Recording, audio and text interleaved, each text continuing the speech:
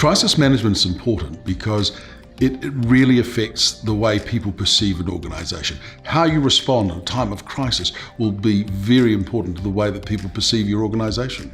One of the findings of the 2017 Reputation Research Survey that we did was that organisations aren't putting their money where their mouth is. They say this is important, but they don't plan for it, they don't rehearse for it, and they don't prepare for it. One of the truisms of responding to a crisis is if you don't plan, you plan to fail. By having a plan, it allows you to start your response. The events by their very nature are very dynamic and changing, but unless you have a plan and a framework to work within, you could end up all over the place. And people will be very unforgiving if they do not have trust and confidence in the people managing the response.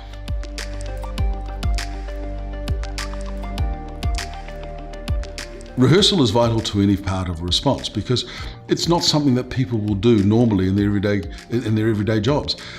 A crisis situation is unusual for a whole variety of reasons, for the pressures, the time constraints, and the sheer magnitude of the events. Unless you actually rehearse and start having some confidence in the systems and processes that you have in place to respond to that, then things can unravel very, very fast.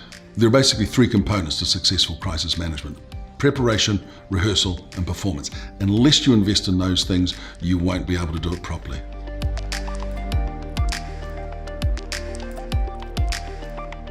The key to any crisis response is to tell the truth, to tell it all, and tell it fast.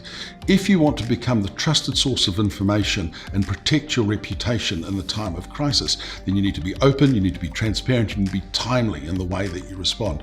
Another very important thing that people often forget is that when you're talking to people at times of great stress, you've got to talk to their heart as well as their head. Science and statistics play an important role, but unless you make a connection, an emotional connection with your audience, you can get lost.